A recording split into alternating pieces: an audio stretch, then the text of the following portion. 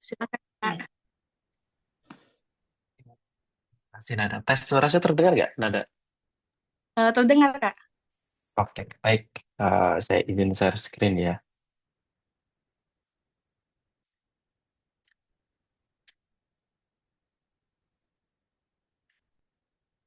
Terlihat belum, Ndak? Ini Sudah terlihat Kak. ya. Oke.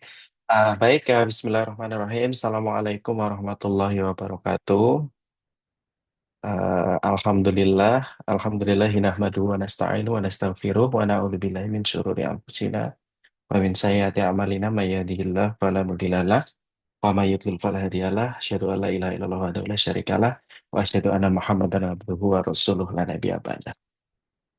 Pertama, terima kasih saya sampaikan kepada panitia Kamil ya, yang saya hormati tadi Mas Raihan Aziz selaku ketua, kemudian koordinator panitia ya, Mas Fikri tadi, kemudian dan teman-teman semuanya. Selamat malam dan terima kasih atas undangannya untuk bisa bermajelis bersama untuk belajar bersama diskusi tentang penulisan artikel ilmiah.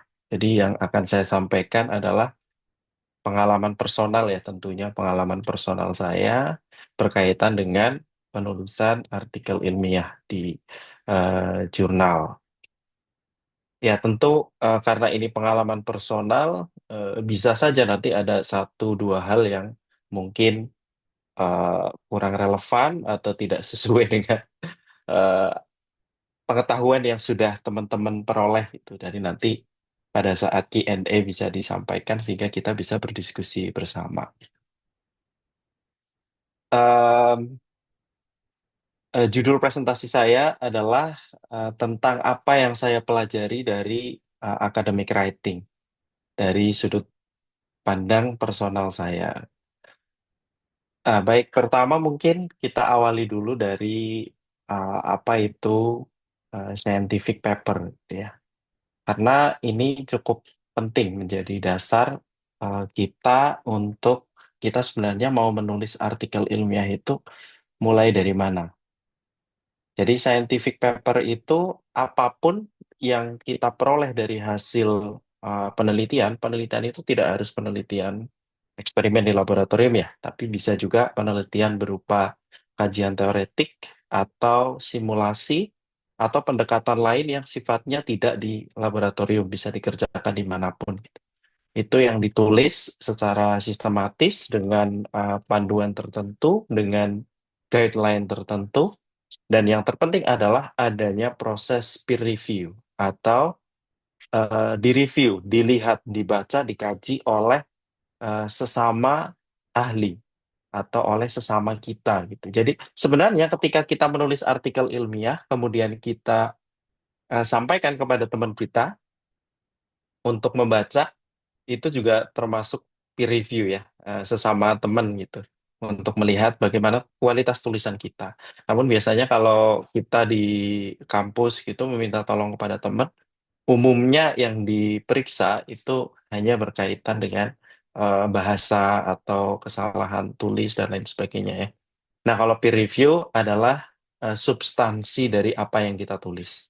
Jadi apakah di situ ada misleading atau bias atau sejenisnya, maka itu akan ketahuan di proses peer review. Makanya setelah proses peer review biasanya nanti ada proses revisi dan ada proses apakah accept atau reject. Gitu. Nah, scientific paper itu jenisnya banyak. Mungkin ada yang belum saya sebutkan di sini. Ada original artikel, kemudian ada review artikel, ada technical procedure atau method ya, method paper. Kemudian ada short communication, mungkin termasuk di dalamnya ada letter ya, letter. Kemudian ada theoretical paper yang seperti saya sampaikan tadi. Kemudian ada case study, ada komentari. Ternyata berkomentar juga termasuk ini ya, scientific paper ya, komentar yang tertulis gitu. Tapi komentar yang dimaksud tentu komentar yang berdasarkan pada proses-proses ilmiah ya, bukan komentar yang dalam tanda kutip sering kita dengar. kemudian ada editorial. Nah, sebenarnya apa sih tujuan atau untuk apa sih kita publikasi gitu ya? Banyak sekali motivasi orang untuk publikasi. Namun idealnya kita sebagai manusia atau karena ini acara dari komunitas mahasiswa, keluarga mahasiswa Islam, tentu tujuan utama dari kita menulis publikasi, menulis artikel di jurnal internasional adalah untuk share knowledge, untuk berbagi ya, berbagi ilmu. Karena kita tahu ya, sampaikan walau hanya satu ayat gitu. Sampaikan ilmu yang kita miliki, sampaikan hasil penelitian yang kita peroleh, sampaikan eh, konsep yang kita ramu dalam misalnya paper review yang itu akan membantu orang lain untuk menambah ilmu pengetahuan, menambah hasanah pengetahuan mereka, atau bahkan eh, hasil penelitian kita menjadi solusi atas permasalahan yang sedang dihadapi oleh orang lain. Itu adalah tujuan Nobel ya, tujuan utamanya gitu. Kemudian selain itu juga tujuan dari publikasi ilmiah ini adalah untuk mengembangkan dan meningkatkan kemampuan kita untuk berpikir kritis, kemampuan kita untuk menulis. Karena eh, berpikir berpikir sistematis, kemudian menuliskan hasil apa yang kita pikirkan, apa yang kita eksperimenkan, apa yang kita teliti menjadi kemampuan yang sangat penting. Nah, tidak dipungkiri juga tujuan dari publikasi ilmiah, ya kita anak S2, anak S3 harus publikasi. Kalau tidak, kita akan jadi mahasiswa abadi di kampus atau di Depak sebelum selesai studi ya, karena tidak memenuhi target misalnya begitu. Ya itu boleh menjadi tujuan, ya boleh, tidak jadi masalah. Itu bagian dari motivasi orang ingin mempublikasikan karyanya di jurnal internasional. Atau tujuan yang lebih bermanfaat lagi, hasil dari penelitian kita supaya dibaca oleh stakeholder, oleh pemerintah, oleh partai tertentu, oleh apa ya, komunitas tertentu, sehingga kemudian diaplikasikan dan memberikan dampak yang bermanfaat untuk masyarakat. Itu kurang lebih tujuan dari publikasi ilmiah. Nah, sebenarnya kegiatan publikasi ilmiah itu merupakan proses yang panjang dan proses yang komprehensif. Dan tentu ini tidak bisa dijelaskan dalam waktu singkat ya, 1 jam 45 menit tentu tidak bisa. Misalnya saja ya, proses dari brainstorming ide, kemudian meramu ide, kemudian merancang penelitian, apa namanya, menyusun strategi penelitian itu saja masuk dalam satu kuliah khusus metodologi penelitian. Kemudian setelah selesai melakukan riset, menganalisis data, menginterpretasikan data, menuliskan hasil penelitian dalam satu paper gitu, satu artikel itu juga jadi satu mata kuliah khusus yaitu penulisan artikel ilmiah untuk publikasi. Jadi tentu yang akan saya sampaikan pada malam hari ini bukan pada hal-hal teknikal karena tentu itu akan sangat banyak ya, sangat banyak. Tapi nanti mungkin kalau ada sesuatu yang ditanyakan kita bisa diskusi bersama di sesi Q&A. Jadi yang akan saya sampaikan lebih kepada bagaimana sih kita menemukan ide, kemudian bagaimana kita meningkatkan semangat untuk menulis. Apakah menulis publikasi, menulis artikel ilmiah untuk terbit di jurnal internasional harus selalu sesuatu yang sulit, sesuatu yang tidak bisa dikerjakan gitu. Tentu tidak ya. Yang akan saya sampaikan pada malam hari ini lebih di area itu. Baik, sebelum ke sana mungkin ini adalah gambaran umum dari struktur yang common dari suatu scientific paper. Tentu namanya artikel ilmiah itu kita submitnya sesuai dengan gaya selingkung dari jurnal yang kita tuju. Jadi jurnal juga mereka punya aturan sendiri. Saya mau metodenya tidak setelah introduction, tapi di akhir. Ada jurnal yang seperti itu? Ada. Saya mau tidak hanya introduction, metode, kemudian result and discussion, conclusion, enggak. Saya mau tambahin satu theoretical foundation gitu. Jadi ada landasan teori. Ada juga jurnal yang seperti itu? Ada. Nah, itu sesuai dengan yang kita tuju. Tapi umumnya ya IMRAD ya, seperti yang sudah kita tahu ya, introduction, method, result, and discussion. Dan ada yang conclusionnya dimasukkan di result and discussion, ada juga yang conclusion-nya jadi satu section tersendiri di belakang. Nah, umumnya seperti ini. Umumnya terdiri dari judul, abstrak, kemudian ada introduction, kemudian ada metode, ada result and discussion, ada conclusion, dan referensi yang digunakan. Secara singkat, eh, judul dan abstrak ini merupakan sesuatu yang sangat penting. Menuliskan judul dan abstrak, walaupun kita sering membaca, kadang-kadang agak tricky juga, dan kadang-kadang kita agak miss dalam menuliskan informasi penting, baik di judul maupun di abstrak. Karena judul dan abstrak ini biasanya menjadi basis metadata dari sitasi, referensi. Misalnya kalau kita mendownload referensi dari satu jurnal, itu basis metadatanya itu isinya ada judul, penulis, kemudian ada abstrak di sana. Atau kalau kita mengekstrak informasi dari basis data pengindeks ya, misalnya dari Scopus atau dari Web of Science, untuk kita mengekstrak informasi tentang tren suatu penelitian terhadap topik tertentu gitu, pada topik tertentu, itu mereka mengambil informasinya itu dari abstrak. Maka itu sangat penting untuk kita memasukkan informasi yang penting dari hasil penelitian kita di dalam abstrak. Ya, secara umum untuk judul itu setidaknya harus memuat eh, key topik ya, key point dari riset kita apa dan tujuannya untuk apa serta metodenya apa. Secara umum seperti itu. Itu sudah judul yang sangat memadai dan sangat cukup untuk mewakili satu isi artikel. Misalnya ini contoh ya, paper saya yang terbit kalau awal tahun ini atau akhir tahun kemarin saya lupa, tentang memprediksi kuantitas mikroplastik di sungai dengan machine learning. Jadi orang akan paham bahwa paper ini isinya adalah memprediksi jumlah mikroplastik yang ada di suatu sungai atau di sungai, rata-rata di sungai di satu provinsi di Indonesia. Dan ini menjadi apa namanya, menjadi informasi yang seharusnya nanti dijelaskan secara lebih detail di dalam uh, paper. Nah, sebelum masuk ke paper, orang pasti akan membaca abstraknya.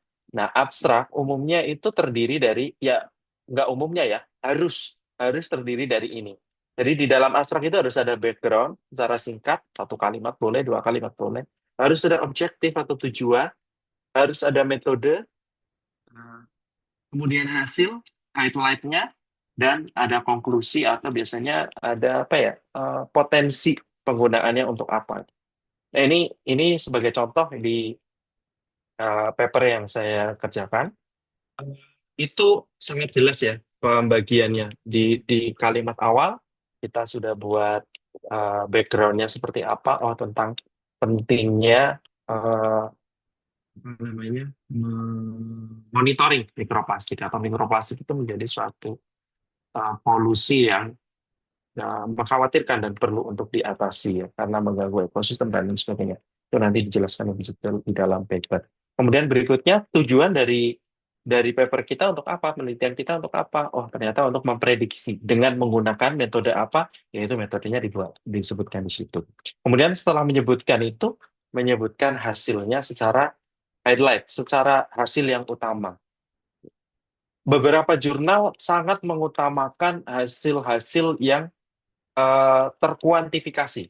Jadi di abstrak itu kalau bisa hasil-hasil yang terkuantifikasi itu disampaikan secara kuantitas numerik gitu. Jadi hasil-hasil yang sifatnya numerik itu ditulis di dalam abstrak. Itu beberapa jurnal strongly recommended gitu untuk menuliskan hasil-hasil berupa data-data numerik.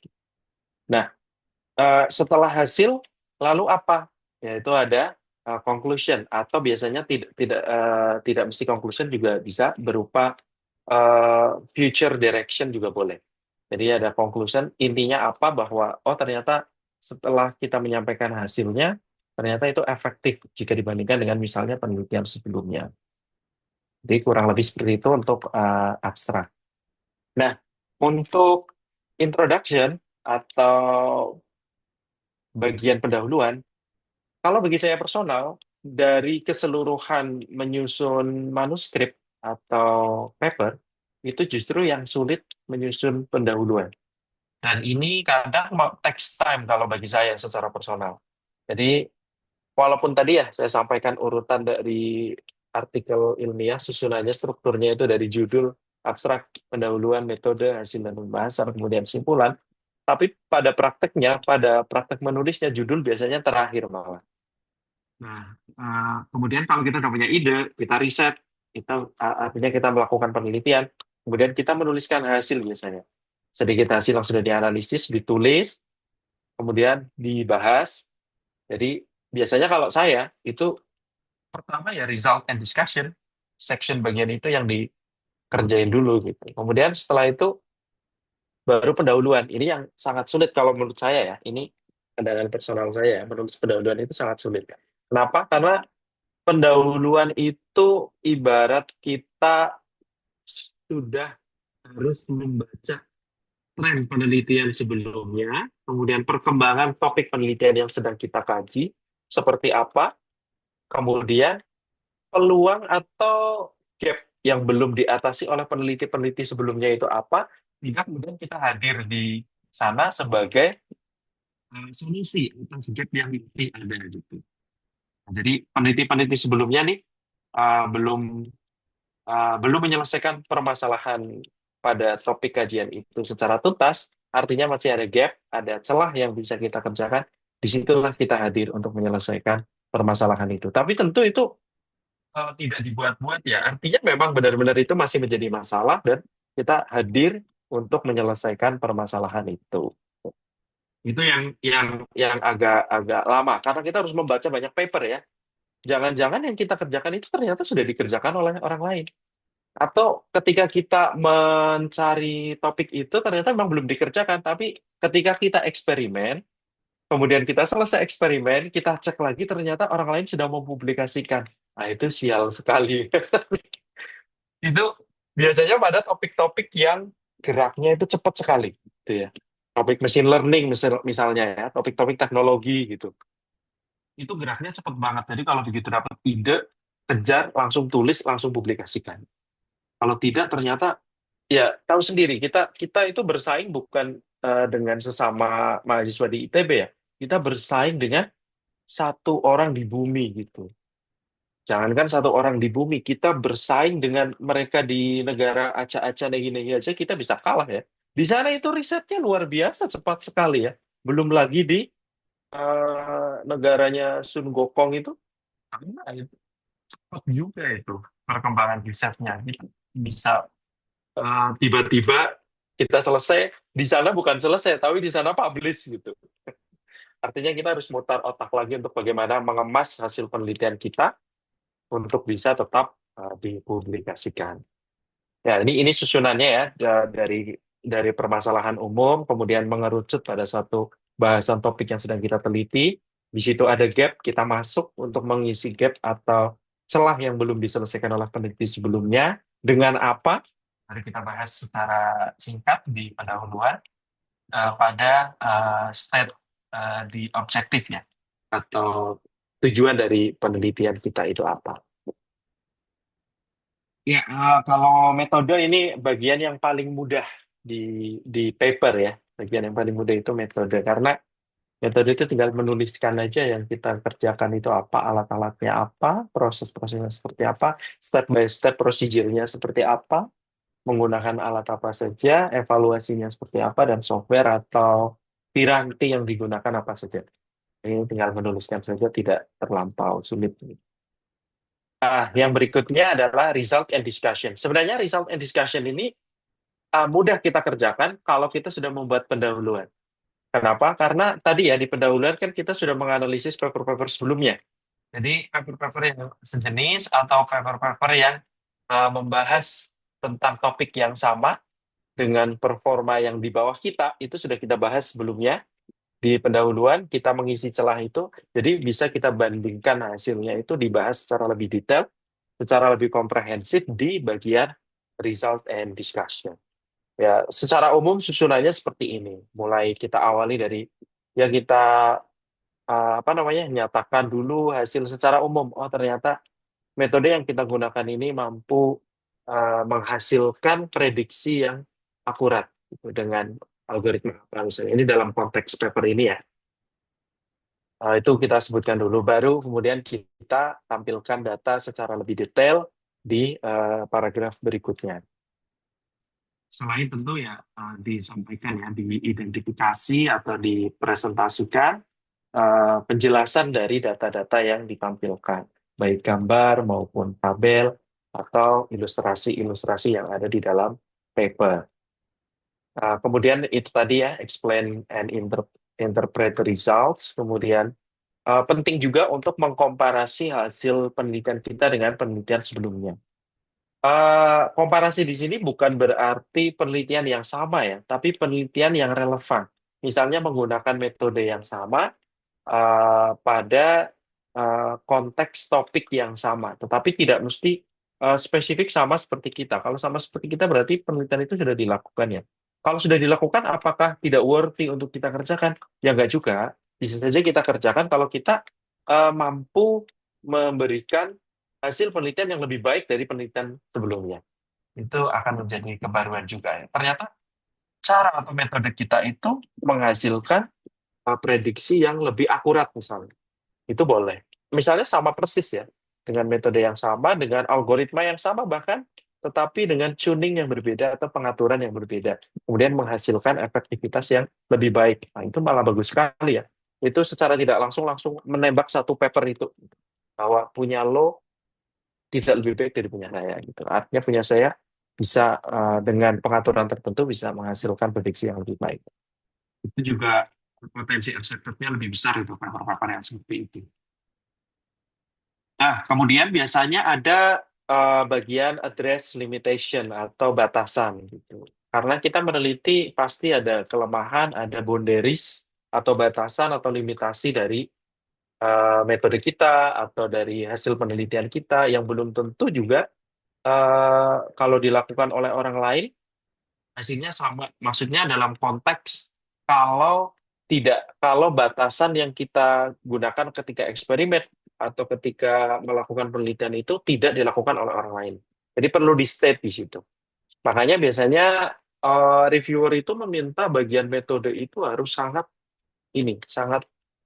rinci, sangat jelas gitu. Artinya mereknya apa, kemudian spesifikasinya seperti apa, itu biasanya cenderung untuk dituliskan di dalam metode. Bahkan sampai ini ya pabrikannya siapa itu juga ditulis kalau alat-alat tertentu ya untuk di bagian metode. Kemudian di bagian result and discussion juga ada suggestion atau saran untuk penelitian ke depannya.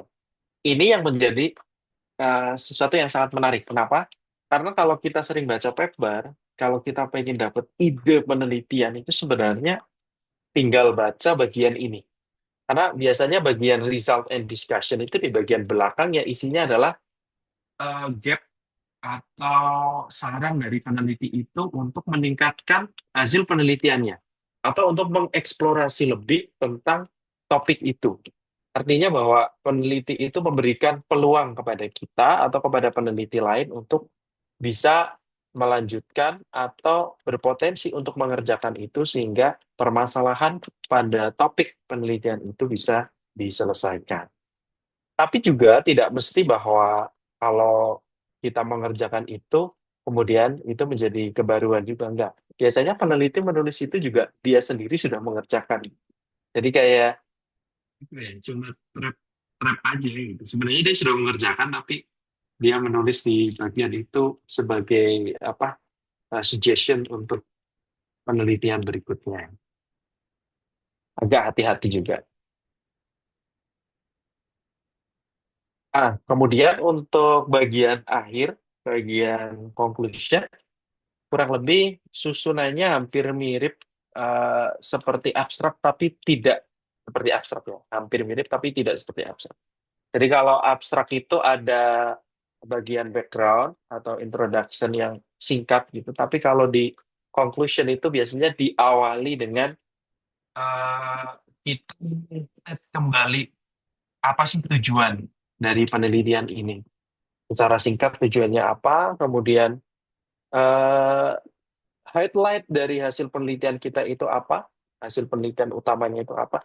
Ini mirip seperti hasil di abstrak tidak masalah, tapi biasanya ada jurnal-jurnal tertentu yang dia langsung to the point untuk tidak boleh kalimatnya sama persis dengan yang di abstrak untuk bagian hasil penelitiannya. Jadi walaupun misalnya konteks kontennya sama, mereka meminta untuk di rewrite ya, ditulis ulang dengan kata yang berbeda, dengan kalimat yang berbeda, dengan esensi yang sama gitu. Kemudian di dalamnya juga ada apa namanya menekankan dari pentingnya hasil penelitian itu ada aplikasi tertentu misalnya begitu dan di bagian akhir biasanya mereka juga eh, peneliti-peneliti atau paper-paper di jurnal-jurnal besar biasanya juga mencantumkan peluang untuk penelitian selanjutnya itu seperti apa, future direction-nya itu seperti apa. Jadi tadi di bagian result and discussion ada, di bagian conclusion juga ada. Ya versi lebih singkatnya gitu, satu dua kalimat gitu.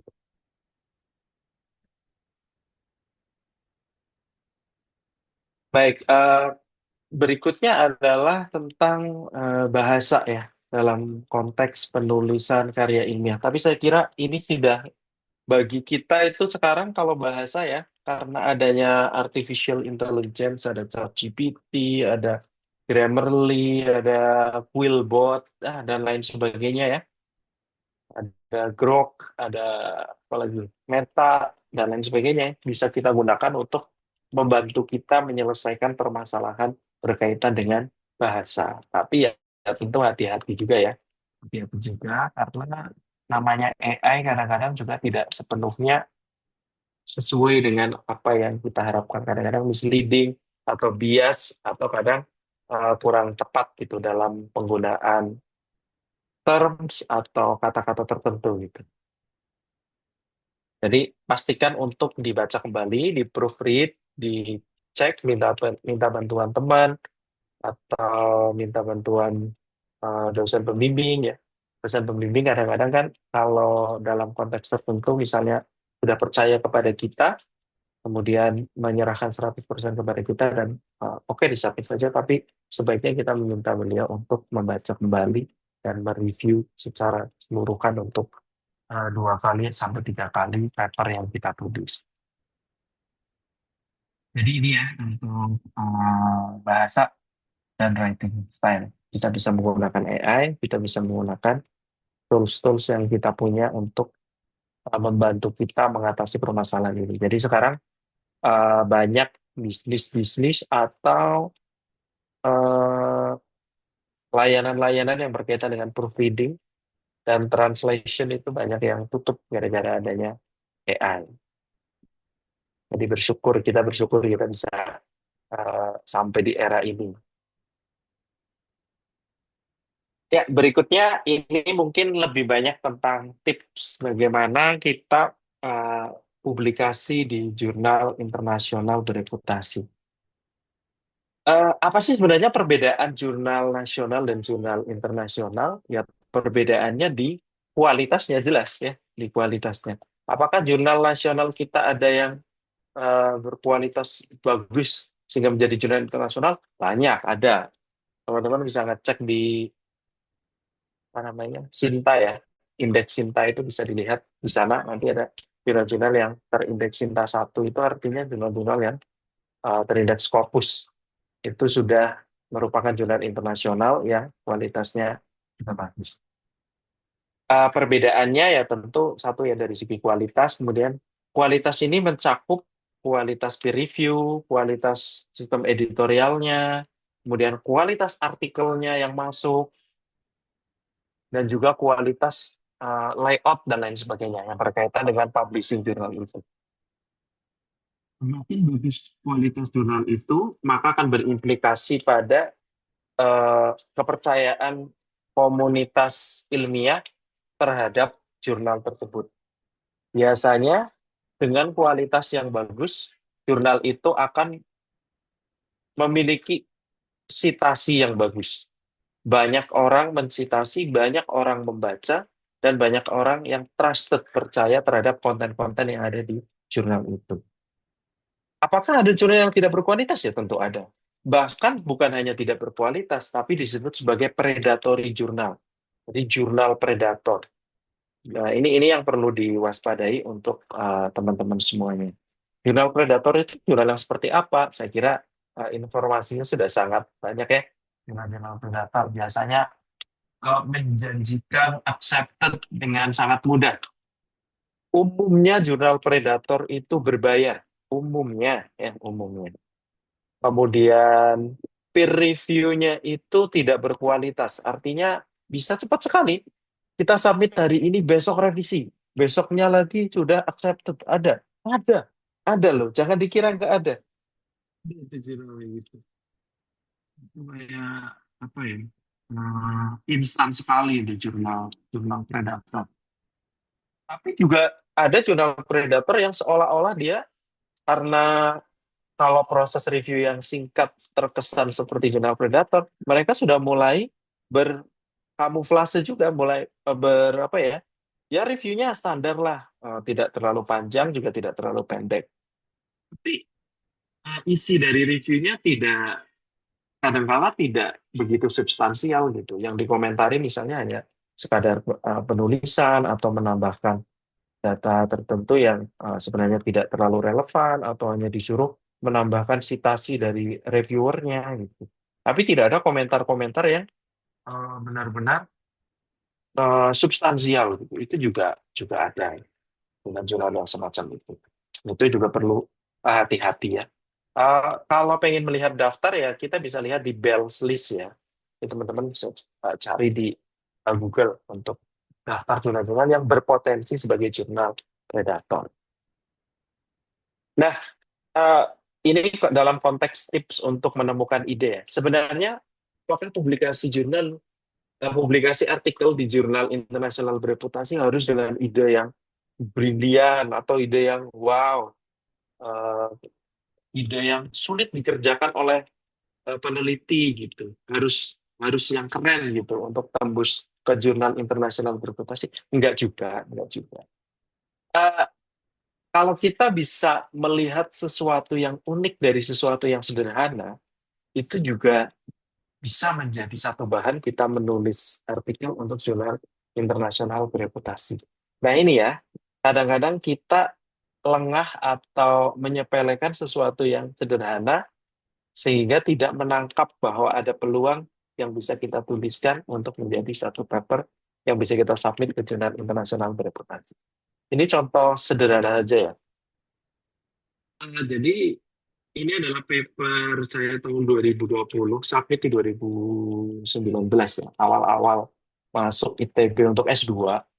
Itu karena saya sering naik kereta kalau pulang, itu ya itu sebenarnya sebuah peristiwa yang sederhana. Kemudian saya melihat fenomena yang terjadi ketika saya duduk di bangku yang dekat dengan jendela itu kalau melihat objek di luar kereta itu, yang jauh itu geraknya lebih lambat ya kan kalau kita di dalam kereta berjalan ke depan objek-objek di luar kan berjalan ke belakang gitu ya berlawanan arah dengan arah pergerakan kita gitu.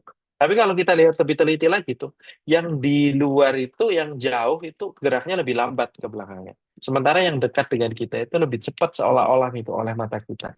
Padahal kalau kita orang-orang di fisika itu kan gerak relatif harusnya sama, nggak boleh beda, harusnya sama. Tapi kenapa mata kita menangkap berbeda? Nah, itulah yang perlu kita bahas. Nah, itu jadi topik yang cukup menarik gitu. Dan kita buktikan ya dengan persamaan fisika dasar yang sangat amat sederhana. Cuma persamaan vektor aja. Dan kita dapat terbit di The Physics Teacher. Ini salah satu jurnal pendidikan fisika bergengsi di Amerika ya, milik American Association of Physics Teacher. Itu Q2.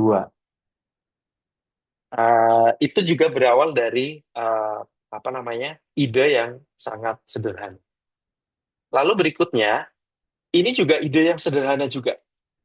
Jadi ketika eh, saya mudik pulang gitu, kemudian main ke tempat simbah saya itu, kalau rumah-rumah zaman dulu itu kan nggak ada ininya ya, nggak ada plafonnya itu, dan biasanya itu dijadikan sarang ini, sarang tawon gitu. Nah, kalau kita lihat eh, telur-telur dari sarang sarang tawon ini tuh dia tidak tidak sembarangan apa namanya, formasinya gitu. Jadi ada formasi-formasi tertentu yang banyak ditemukan di alam gitu, di sarang-sarang tawon gitu. Ya tentu kita nggak perlu harus mencari sarang tawon sebanyak itu ya. Kita kan bisa melihat sarang tawon dari paper-paper tentang tawon sebelumnya. Kita bisa melihat bentuk sarangnya. Ternyata benar juga di negara-negara lain juga sama.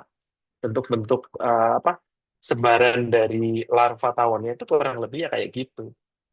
Lalu sebenarnya ada tujuannya nggak sih? Pasti ada. Pasti ada. Manusia itu membuat sesuatu itu pasti ada. Manusia membuat sesuatu itu pasti ada tujuannya. Demikian juga dengan binatang, hewan, alam. Alam itu cenderung apa ya, mencari titik keseimbangannya gitu. Jadi hewan-hewan juga membuat sarang. Saya berpikir ya pada saat itu pasti ada alasannya. Nggak mungkin tidak ada alasannya gitu.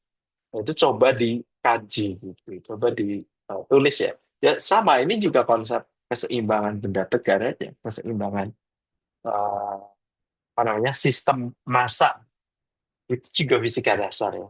Bahkan di SMA aja sudah diajarkan. Eh, jadi satu paper yang terbit di Q1 untuk eh, apa namanya animal behavior di Insect Science. Itu juga berawal dari ide yang sangat sederhana dan ya tidak perlu biaya yang besar untuk melakukan penelitian ini.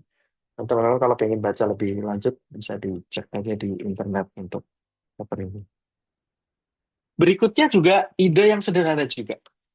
Jadi kalau kalau kita melihat orang nyiram bunga atau nyuci kendaraan atau apa gitu, itu tuh air yang keluar dari pipa atau air yang keluar dari selang ya, atau dari alat-alat penyemprot itu water cannon itu, dia akan berbentuk seperti proyektil parabola gitu. Nah, selama ini kalau kita mempelajari tentang gerak proyektil di fisika itu, menentukan kecepatan awal itu gimana? Nggak, paling kita pakai video ya, analisis video. Atau kalau tidak, dihitung ya berdasarkan parameter tertentu yang sudah diketahui setelah kejadian itu. Gitu. Nah, sementara kita bisa sebenarnya menentukan kecepatan awal gerak proyektil atau gerak parabola itu dengan memanfaatkan topik bahasan lain yang yang sebelumnya itu seolah-olah tidak relevan, yaitu fluida. Fluida itu kan kalau kita tahu luas penampang selangnya berapa, kemudian kita tahu jumlah air yang dikeluarkan berapa, itu debit ya, jumlah air yang dikeluarkan berapa, kita bisa tahu kan kecepatan awal dia keluar dari pipa itu. Oleh karena itu konsep debit aja. Jadi satu paper jadi satu paper. Ini di paper Physics Education. Kalau tadi di Amerika, kalau ini di UK, di United Kingdom. Itu juga jurnal untuk pendidikan fisika yang bergengsi untuk di UK. Ini juga berasal dari ide yang sederhana dan tidak perlu memerlukan biaya yang besar. Artinya kalau kita bisa melihat fenomena yang ada di sekitar kita, karena saya orang fisika, jadi seringnya yang melihat dari sudut pandang fisika. Mungkin teman-teman yang dari biologi atau dari kimia atau dari program studi yang lain akan mengadjust sendiri ya terhadap fenomena-fenomena yang ada di sekitar kita. Kemudian ini, kalau tadi itu berasal dari ide-ide yang sederhana, kalau ini mungkin idenya ya mungkin sederhana tapi tidak terlalu sederhana begitu.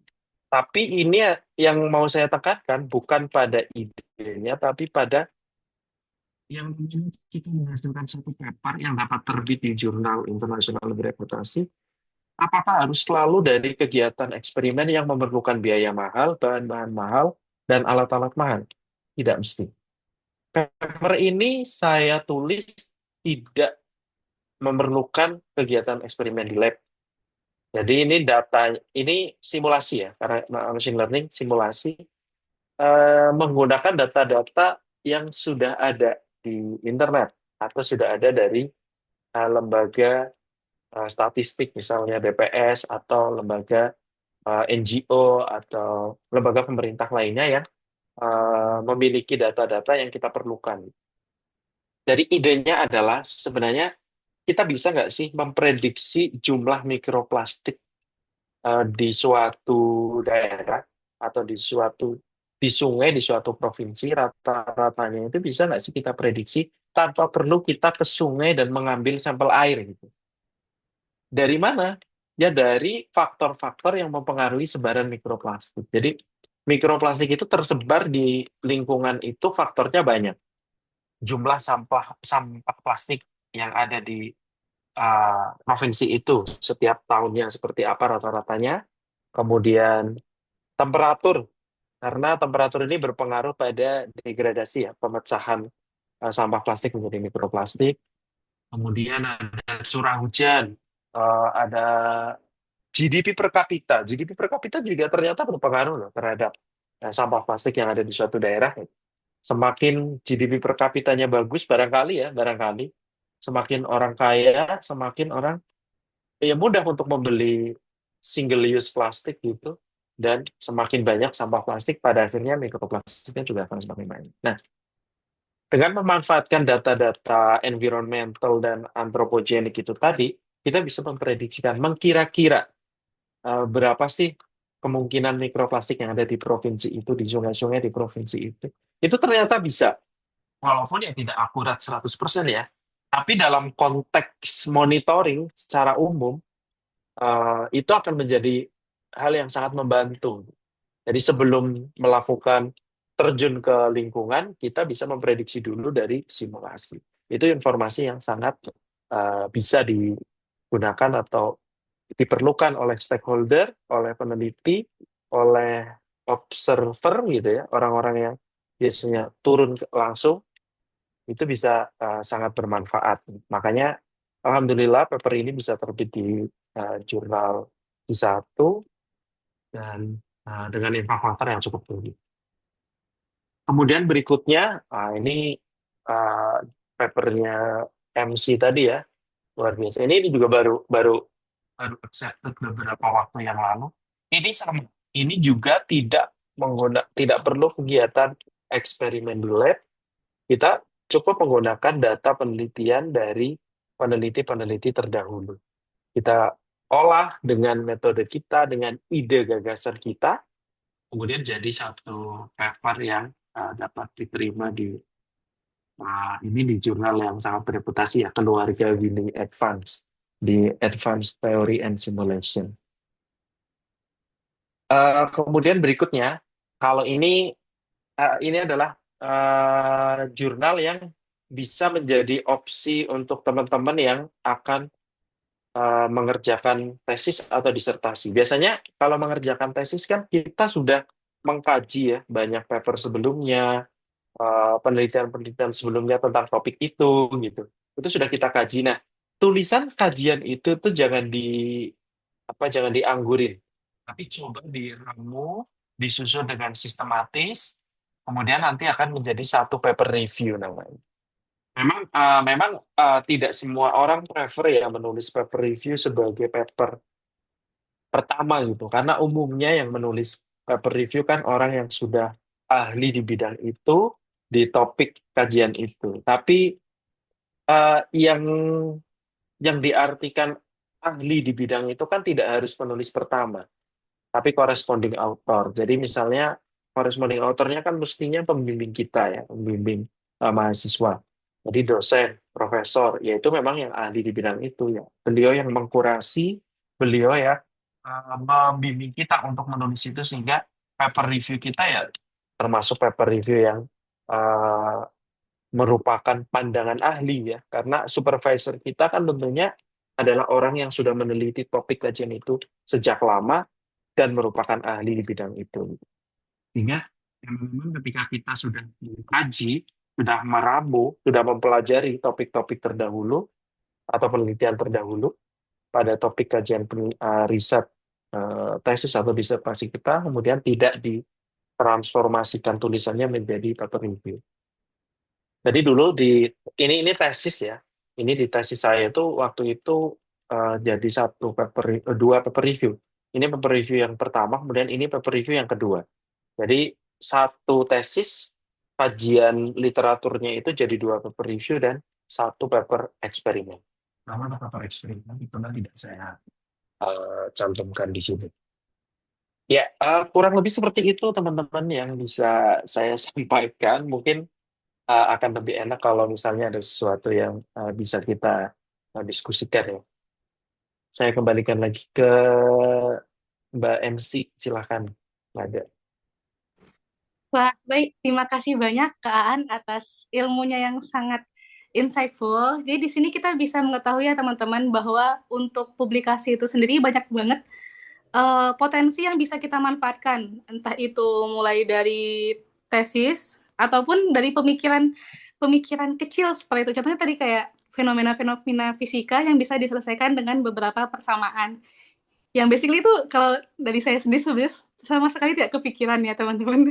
Mungkin harus banyak berlatih gitu. Oke, ini adalah waktu yang ditunggu-tunggu. Buat teman-teman yang ingin bertanya, boleh raise hand, boleh pertanyaannya ditulis di chat Zoom, ataupun ini ada, wah udah antri nih. Oke, boleh. Ini urutan pertama yang raise hand ada Salma. Oke, Teh Salma, boleh untuk menyampaikan pertanyaannya? Oke, terima kasih Nada. Terima kasih juga Kak Aan atas pemaparannya yang sangat insightful. Jadi kalau dilihat dari awal, Kak Aan tuh background-nya dari pendidikan ya, Kak.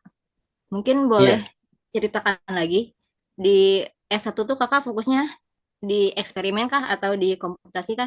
Dan tadi juga Nada ngejelasin sama Kak Aan juga nampilin beberapa paper. Itu kan topiknya cukup tersebar ya, ada yang eksperimen, ada yang review, ada yang komputasi. Menurut kakak ya untuk kami-kami yang masih S2 better kami fokus di satu area aja misalkan saya di ranah komposit aja gitu atau misalkan selagi ada kesempatan selagi ditawarin sama dosbing ya udah gas aja topik apapun itu gitu kak terima kasih. Oke, baik. Mungkin boleh langsung dijawab, Kak. oke, oke.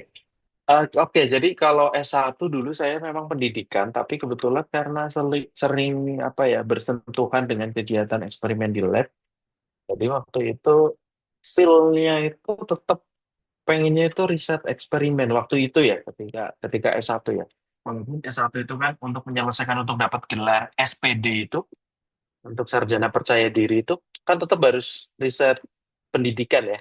Jadi ya tetap ada riset pendidikan, tapi juga terlibat dalam riset-riset yang non kependidikan atau murni. Kemudian kenapa risetnya cukup ada tersebar ya, ada yang eksperimen di lab, kemudian ada yang simulasi, ada yang apa ini? Ya, karena kadang-kadang ide yang saya temukan itu kadang-kadang pendekatan yang harus diselesaikan itu lewat pendekatan simulasi misalnya. Tidak sebatas pada kegiatan eksperimen. Memang ini ya, memang tadi itulah kenapa tadi membaca itu wajib, membaca itu wajib. Membaca itu dalam konteks kita harus belajar, kita harus menambah, mengimprove keterampilan kita, kemampuan kita gitu. Saya itu nggak ada basic komputasi sama sekali waktu S1.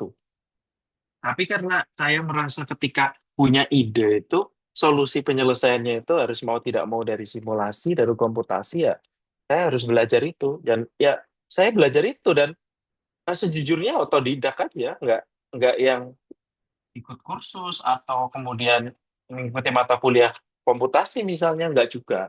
Otodidak aja. Zaman sekarang kan informasi sudah sangat sangat mudah kita akses ya. Asal ada kemauan untuk belajar, membaca, rasanya sih bisa kok dikerjakan gitu. Dan ya eh, faktanya bisa gitu. Saya membuktikan sendiri bahwa dengan background pendidikan, background bukan komputasi, bisa menghasilkan paper yang melibatkan komputasi atau simulasi.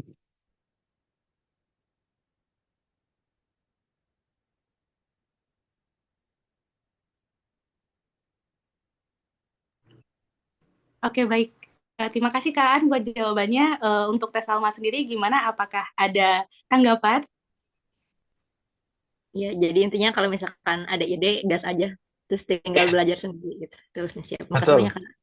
betul, gas saja, gas. Oke, baik. Terima kasih Teh Salma buat pertanyaannya. Kita lanjut ke pertanyaan kedua ya, Kak. Di sini ada Kang Gusti. Mungkin boleh Kang Gusti untuk langsung menyampaikan pertanyaannya. Iya, Assalamualaikum warahmatullahi wabarakatuh.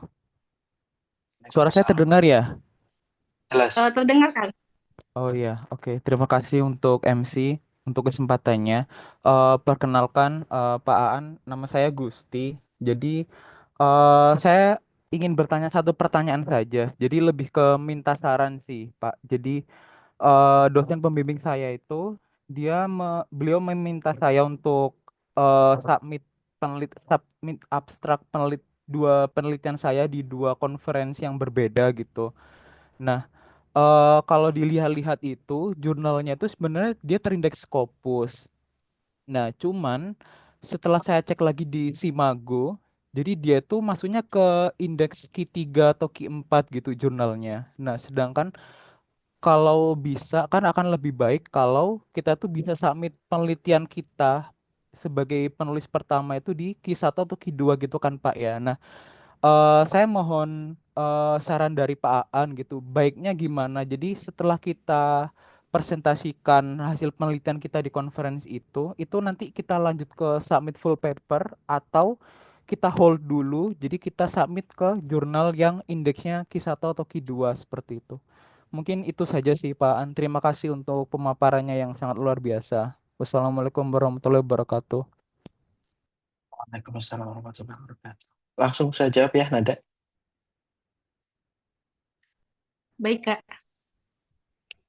Eh, jadi memang jadi gini, kadang conference itu ada yang dosen pembimbing itu ada yang prefer udah ada conference aja. Conference itu hanya sekedar untuk presentasi aja.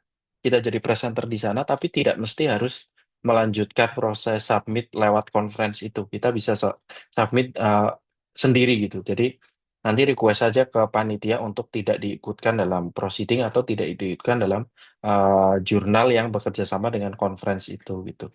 Itu bisa aja seperti itu. Kemudian yang kedua itu berkaitan dengan Q1, Q2, Q3 ya. Sebenarnya sih saya itu kadang-kadang juga tidak tidak terlalu mendewakan Q1, Q2, Q3 sebenarnya.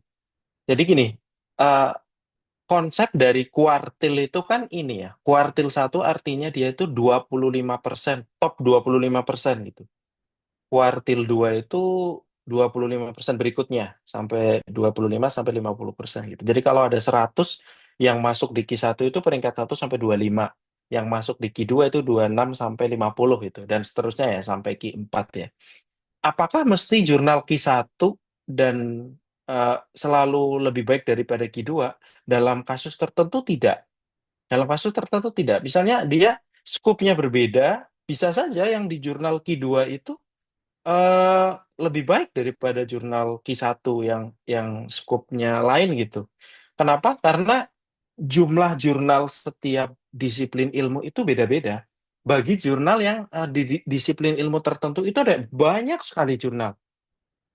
Dan di disiplin ilmu tertentu itu jumlahnya sedikit. Sebagai contoh ya, theoretical physics, fisika teori. Itu jumlah jurnalnya itu sedikit, tidak sebanyak misalnya experimental physics gitu ya, material physics itu. Itu banyak sekali itu. Jadi kalau ada 1.000 jurnal yang di eksperimental, itu yang masuk Q1 pasti 250 jurnal kan?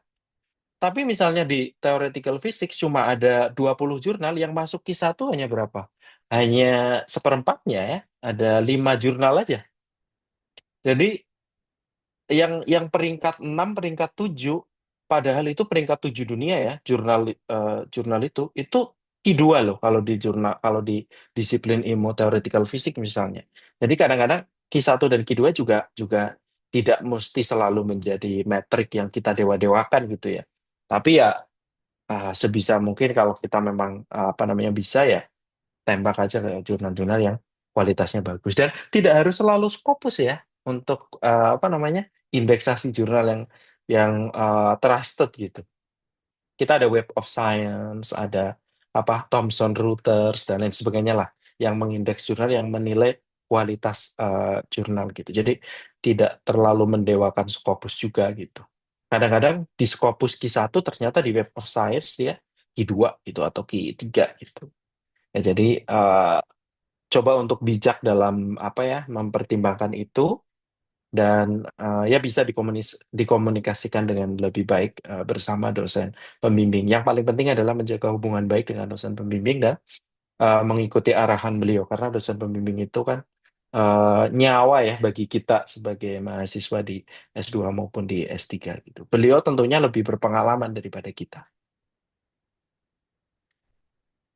Izin menyambung sedikit, boleh Pak Aan? Menyambung pertanyaan Silakan. sedikit. Ya. Iya, jadi permintaan dosen untuk submit penelitian di conference itu kan salah satu syarat kelulusan begitu ya. Jadi kalau misalnya kita hanya presentasi saja tapi tidak submit full paper, apakah itu sudah bisa termasuk memenuhi syarat untuk kelulusan di saya mahasiswa ITB ya. Apakah itu sudah cukup? S2 ya Mas ya? S2 ya? Iya, S2. Ya. Jadi apakah itu cukup untuk bisa memenuhi syarat kelulusan atau bagaimana ya, Pak? Karena tadi Pak An S2-nya di ITB juga ya. Oke, Ya. mungkin cukup sekian. Terima kasih.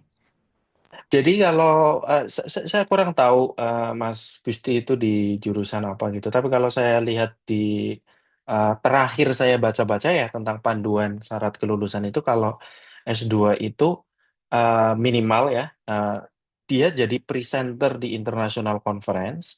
Menjadi presenter itu tidak harus papernya itu masuk di proceeding ya. Tidak harus. Karena presenter itu buktinya dari sertifikat sebagai presenter di international conference gitu. Itu kalau nggak salah itu atau dia submitted di jurnal internasional ya, submitted kalau nggak salah ya statusnya ya. Yang aturan saya kurang tahu sih kalau di fisika itu aturan ada kurikulum baru itu minimal itu submitted di jurnal internasional atau dia presenter international conference atau kalau jurnal nasional saya kurang tahu statusnya harus apa gitu.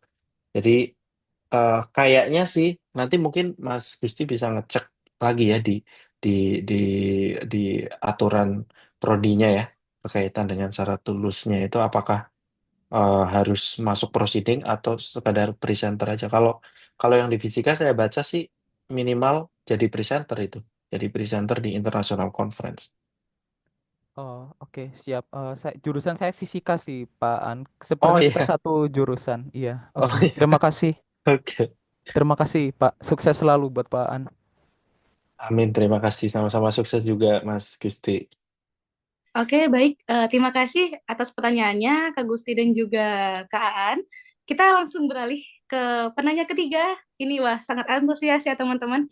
Yang mau ngedrop pertanyaan di chat Zoom juga boleh, teman-teman. Oke, kita lanjut ke Kang Syaihul. Mungkin boleh Kang menyampaikan pertanyaannya. Baik, terima kasih atas kesempatan yang diberikan. Eh, Penyampaian materi yang sangat luar biasa dari Mas Aan. Ada beberapa yang saya mau tanyakan. Ini boleh berapa pertanyaan, Teh? Ada satu, dua, tiga, boleh empat. Eh, wow, se, Atas. se ini, seperlunya atau semuanya boleh juga. Oke, baik. Jadi mungkin ini pertanyaan basic sih, Mas. Saya sebagai pemula juga. Jadi ada empat pertanyaan mungkin yang saya sudah siapkan. Yang pertama itu ketika sudah menulis topik penelitian gitu dan siap akan di submit, itu langkah selanjutnya apa, Mas? Jadi misalnya apakah menghubungi editornya terlebih dahulu ataukah mencari jurnal yang sesuai dengan topik penelitian kita atau apa gitu. Kemudian itu yang pertama. Kemudian yang kedua, bagian atau part mana yang menurut Mas Aan ini paling sering mendapat revisi dari editor gitu. Itu yang kedua. Kemudian yang ketiga, terkait jurnal predator tadi, itu apakah jurnal-jurnal tersebut terdapat juga di Simago gitu. Oke, itu yang ketiga. Kemudian yang keempat, terkait review paper, ketika kita membuat review paper, kemudian kita berkonsultasi sama dosen pembimbing kita. Nah, apakah dalam dalam penulisan namanya itu, apakah kita menyertakan nama dosen tersebut itu sebagai koresponden author atau kita menyertakannya atau enggak gitu. Itu yang terakhir. Nah, mungkin cukup sekian dari pertanyaan dari saya. Terima kasih. Baik, langsung saya jawab ya, Mas.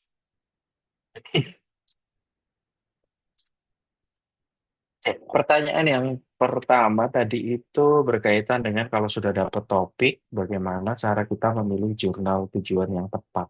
Ya tentu yang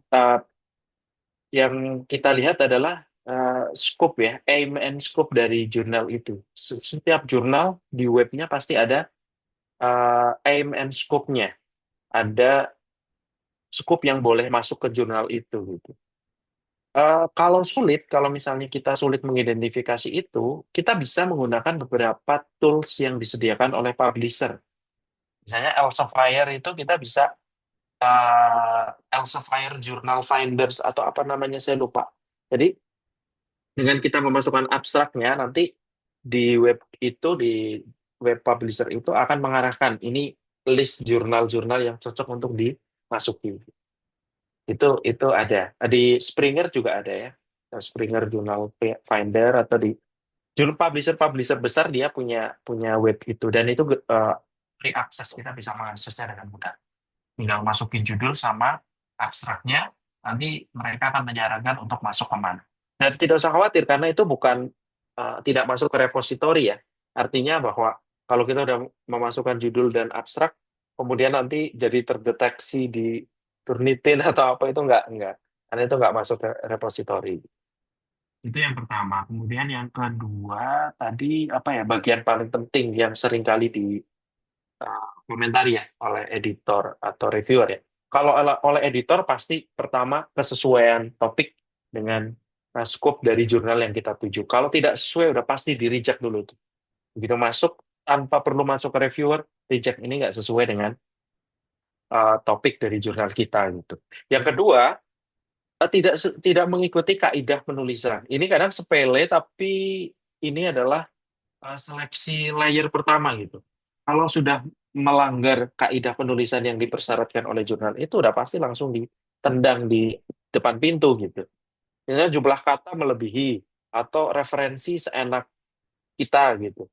Kemudian apalagi ya, yang paling sering itu ukuran gambar tidak sesuai dan lain sebagainya. Itu biasanya nanti akan langsung ditendang di depan pintu tanpa perlu masuk proses review gitu.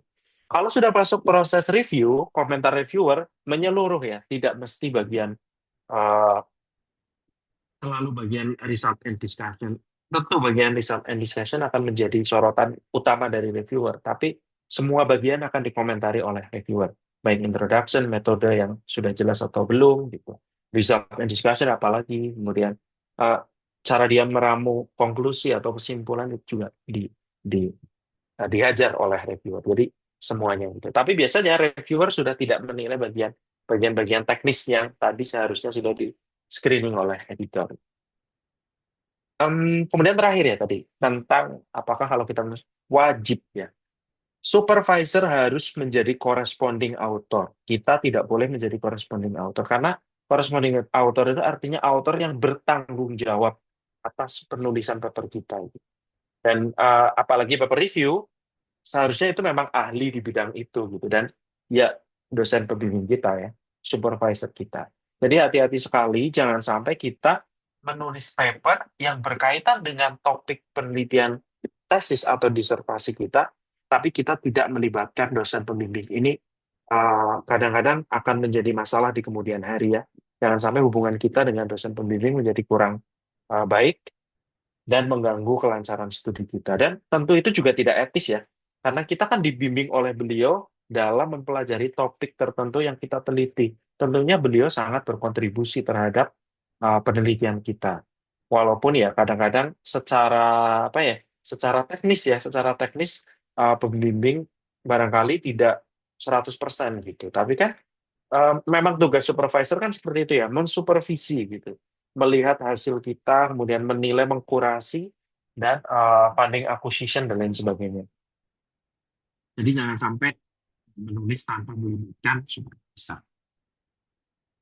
Kira udah terjawab semuanya ya tadi pertanyaan. Izin Oke, baik, terima kasih. yang Iya, terkait silakan Kang Khairul. predator jurnal, Mas. Oh iya, oh iya, Putra. tadi ya ada ya predatory journal. Apakah ada jurnal predator yang tidak Scopus? Ya ada. Ada. Malah umumnya banyak ya yang terindeks Scopus ternyata predator gitu. Karena mereka itu kan tujuannya ini ya, tujuannya mencari keuntungan sebesar-besarnya itu kalau predator jurnal.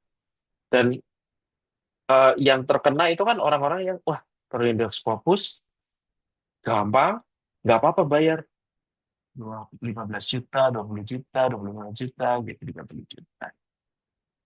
Enggak, banyak yang terindeks Scopus kemudian predator. Terima Jadi kasih hati-hati Mas aja. Aan. Ya. Oke, baik. Terima kasih kepada Kang Syaihul dan juga Kak Aan atas pertanyaannya. Oke, mungkin kita masih lanjut ya, Kak, buat menjawab pertanyaan dari teman-teman semua. Oke, pertanyaan keempat. Mungkin boleh Kang Zikri untuk menyampaikan pertanyaannya. Oke, baik. Terima kasih, Teh Nada. Izin nanya, Kang Aan. Eh, saya sebenarnya masih, apa namanya, masih awam banget terkait hal kayak jurnal dan lain-lain. Karena sebenarnya TA aja belum beres gitu. Jadi saya masih agak bingung terkait ini sih. Kalau di jurnal tuh apakah harus ada suatu kayak novelty gitu atau kebaruan gitu, kebaruan tertentu yang mana eh, kebaruan itu belum pernah ada sebelumnya, dan kalau iya itu tuh batasnya tuh kayak gimana ya, yang disebut apa, definisi baku dari novelty itu seperti apa ya, kayak misalnya contoh kalau di bidang saya mungkin eh, apa, bisa bisa nggak ya, kayak kita tuh mau menyelesaikan suatu permasalahan dengan metode tertentu yang udah dipakai, tapi kita tarik ke permasalahan baru gitu misalnya.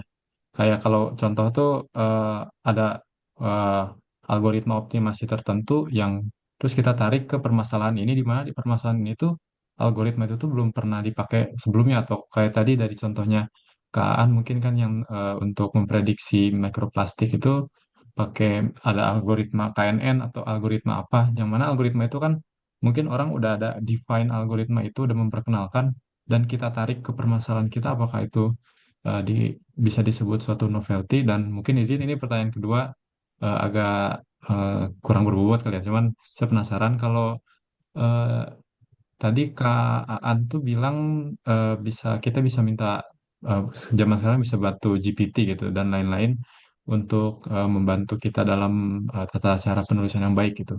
Itu kalau seperti itu apa nggak kena kayak suatu kayak AI tracker gitu, kayak nge-track ini berapa persen dari AI gitu sih Kak. Segitu aja. Terima kasih. Oke, baik. Yang pertama tadi berkaitan dengan novelty ya. Ya memang itu termasuk novelty ya, Mas. Tadi itu. Berarti tadi itu termasuk novelty.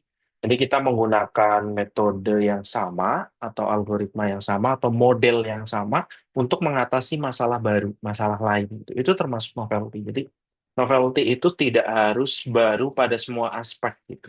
Jadi baru pada aspek tertentu yang itu berimplikasi pada hasil yang lebih baik atau hasil yang berbeda dari sebelumnya, itu juga termasuk dalam kategori novelty. Dan apa batasannya novelty? Yang ada batasnya, pokoknya kalau kita bisa men-state kebaruan dan ada kontribusi ya dari kebaruan kita terhadap state of the art dari penelitian itu saat ini gitu, ya itu sudah termasuk novelty gitu. Kemudian yang kedua ya, tadi saya bilang ya AI itu, kita menggunakan AI itu tentu ada etikanya. Jangan sampai kita menggunakan AI kemudian semuanya as it is gitu yang diberikan oleh AI gitu. Tadi saya bilang AI itu bisa membantu kita dalam kasus misalnya mengecek apakah tulisan yang kita buat itu ada grammar errors-nya apa enggak, strukturnya benar apa tidak gitu. Tapi dalam dalam konteks membahas suatu konsep, AI itu bisa salah. Jadi jangan sepenuhnya kita menyerahkan pembahasan konsep tertentu kepada AI gitu. Jadi harus selalu kita cross check, harus selalu kita apa namanya, periksa kembali kebenaran dari informasi itu. Makanya tadi saya bilang untuk AI itu lebih cenderung membantu kita untuk memperbaiki tulisan yang sudah kita buat sendiri ya. Kita ramu sendiri. Kemudian kita berikan ke AI, ini ada error nggak sih, grammar errors atau typo dan lain sebagainya gitu, titik koma yang kurang dan sebagainya, itu AI lebih sangat sangat lebih bermanfaat untuk itu. Apakah boleh digunakan untuk membuat rancangan penelitian? Boleh, boleh karena AI itu kalau misalnya ChatGPT ya, ChatGPT itu kalau untuk membuat outline itu sangat powerful sekali gitu. Tapi kalau untuk mengisi outline itu dengan konsep belum tentu benar. Itu yang perlu diperiksa.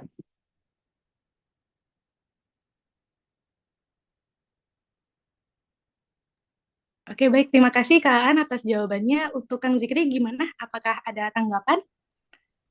Sudah cukup. Terima kasih banyak, Kak. Oke, baik. Terima kasih. Sebelumnya saya izin bertanya, Kak Aan. Nah, di sini ada dua penanya lagi. Apakah kita lanjutkan? Atau apakah kita lanjutkan untuk... Oke, Nggak baik. apa-apa.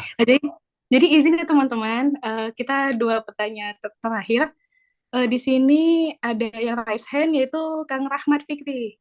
Mungkin boleh Kang Rahmat untuk menyampaikan pertanyaannya, silakan.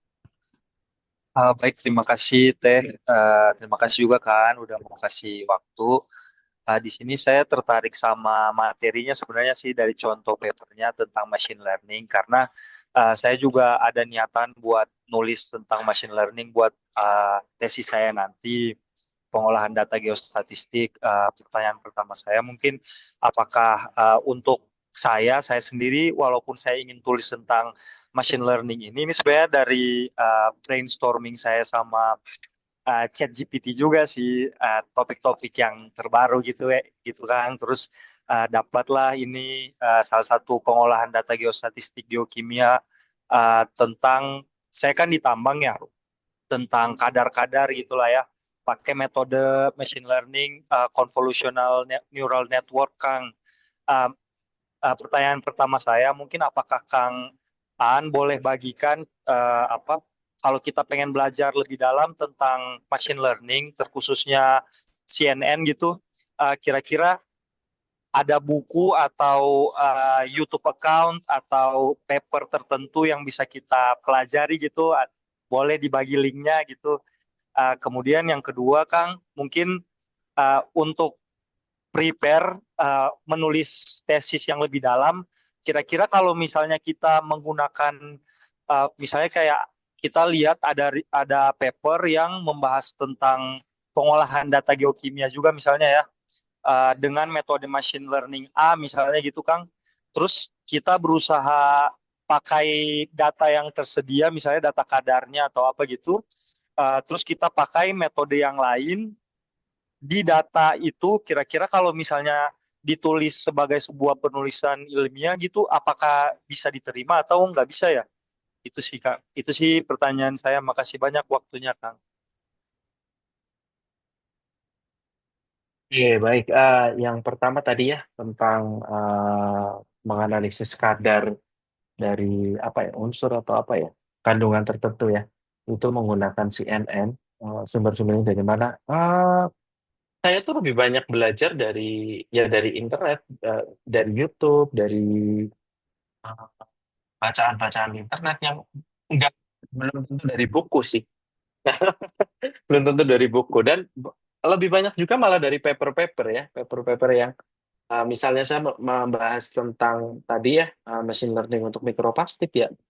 Banyak sekali paper-paper tentang machine learning yang dia untuk ke mikroplastik walaupun tidak sama persis dengan apa yang saya kerjakan. Saya baca itu justru. Nah, untuk belajar teknisnya kayak misalnya bagaimana instalasi Python, kemudian bagaimana kita menuliskan kode-kode untuk library-library dari algoritma-algoritma machine learning yang sudah ada, gimana cara kita mengaksesnya. Nah, itu bisa dari YouTube gitu. Bisa dari YouTube atau dari website gitu. Itu banyak sekali. Sumber sumber belajar itu sekarang luar biasa banyak itu. Tidak harus dari buku sih. Kalau saya juga terus terang tidak dari buku. Ini bisa dari itu yang tadi.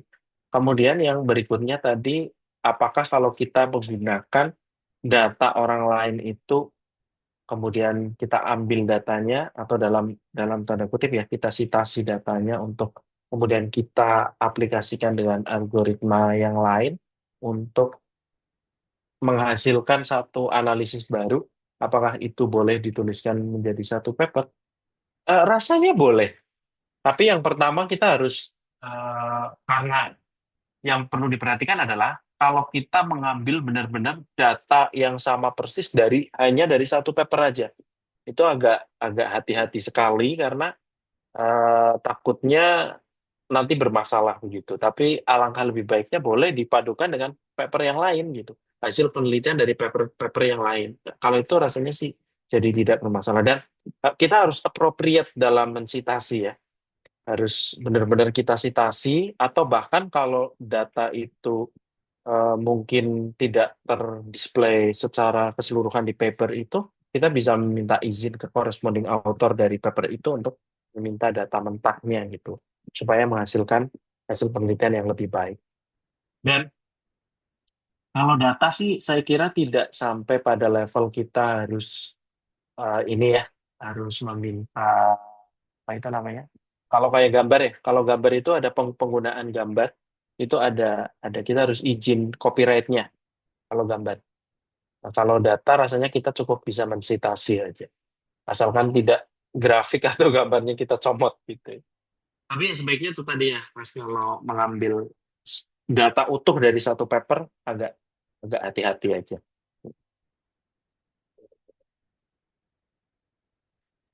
Oke, baik. Terima kasih Kak An atas jawabannya. Gimana Kang Rahmat? Apakah ada tanggapan? Mantap, mantap, Kang. Terima kasih, Kang. Sama-sama, Mas. Oke, baik. Terima kasih. Ini pertanyaan terakhir ya, teman-teman, dari Teh Rauda Munawarah. Saya izin membacakan pertanyaannya, Kak. Untuk pertanyaannya, yang pertama, apa saja metode, tips, dan trik dari pembelajaran secara otodidak yang Kakak terapkan selama menempuh pendidikan, khususnya di jenjang pasca sarjana? Berhubung referensi kayak jurnal, paper, dan lain sebagainya, ada banyak seperti yang disebutkan sebelumnya. Apakah lebih banyak membaca referensi, mengajak peneliti lain yang sesuai bidangnya untuk mendukung penelitian, atau seperti apa alur pembelajaran yang diterapkan? Kemudian, pertanyaan yang kedua, misalkan ada target yang dikejar untuk menyelesaikan sebuah penelitian atau menerbitkan publikasi dengan deadline yang singkat, metode apa yang Kakak terapkan? Apakah dengan melibatkan lebih banyak peneliti atau ada trik tersendiri? Terima kasih. Boleh, Kak? Jawab. Oke. Yang pertama, saya itu tipe belajar yang harus ada alasannya gitu. Jadi nggak bisa belajar yang nggak ada alasannya. Jadi kalau saya punya ide untuk menyelesaikan suatu, ada fenomena unik yang saya perlu perlu tahu, ini analisisnya itu memang harus misalnya dengan pendekatan machine learning, misalnya dengan deep feature embeddings atau dengan ekstraksi fitur dari gambar atau dari suara atau dari video gitu. Artinya saya harus belajar bagaimana cara mengekstraksi itu. Jadi by kebutuhan gitu.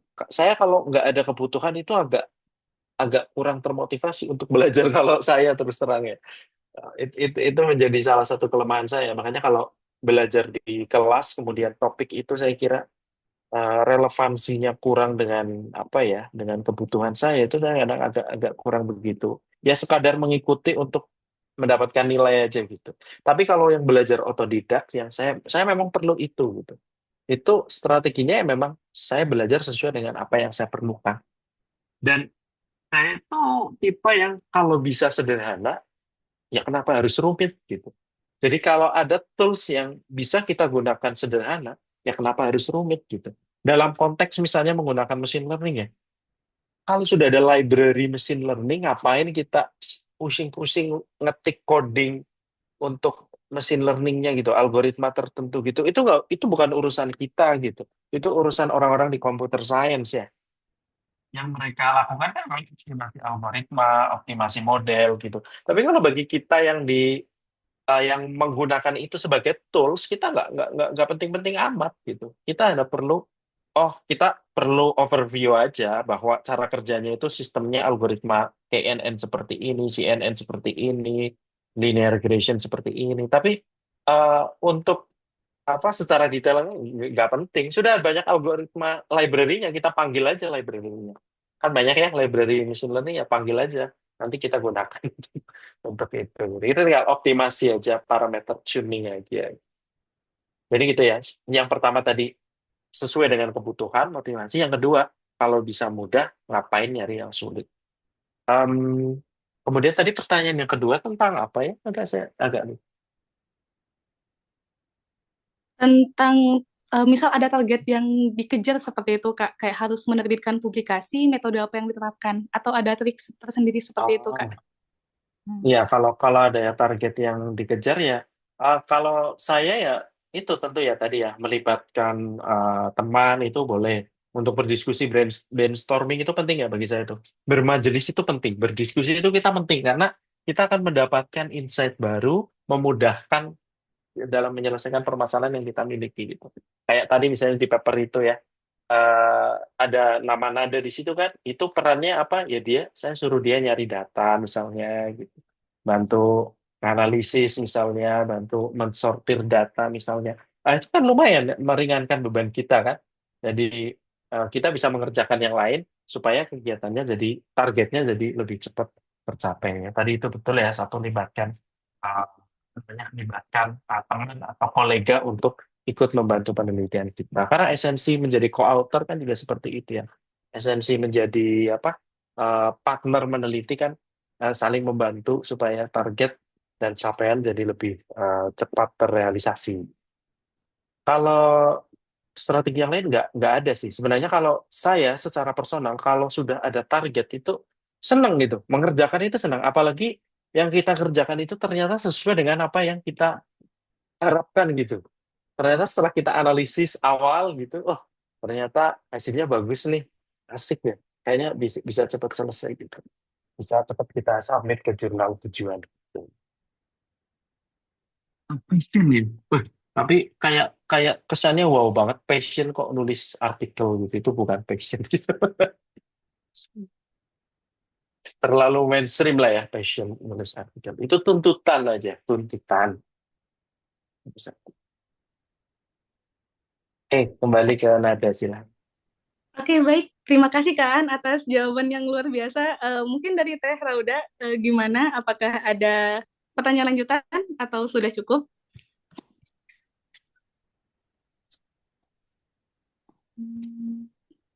Oke, mungkin semoga sudah. Demikianlah teman-teman buat sesi tanya jawab terkait pembahasan academic writing yang benar-benar kayak apalagi kita sebagai pasca sarjana itu adalah sebuah keharusan. Nah, jadi malam ini kita banyak banget yang didapat ya, mulai dari memanfaatkan semua potensi yang ada, bisa literary review, ataupun berkolaborasi dengan teman-teman yang lain buat memperkaya improvement akademik gitu. Oke, mungkin sebelum kita tutup, boleh Kak An ngasih closing statement Kak, biar semangat nih. Karena kadang, karena kadang kan kita kayak nulis di tengah jalan tuh kadang stuck kayak, aduh, aku bingung mau nulis apa lagi seperti itu. Kata-kata seperti itu, kata-kata malam ini. Apa ya kata-kata ya? Ah, ya itu tadi ya kalau kata-kata itu jangan menyepelekan hal yang sederhana karena seringkali itu sesuatu yang luar biasa yang berarti itu kadang hadir dari sesuatu yang sederhana yang miss dari pandangan kita gitu. Jadi mencoba untuk mengambil hikmah dari setiap yang kita temui, setiap yang sesuatu kecil di sekitar kita itu ternyata juga berdampak berarti terhadap pencapaian kita. Itu aja sih. Oke, baik. Mantap, Kak. Terima kasih banyak atas penutupannya. Jadi, terus belajar untuk kita para pejuang penulis atau publikasi gitu. Oke.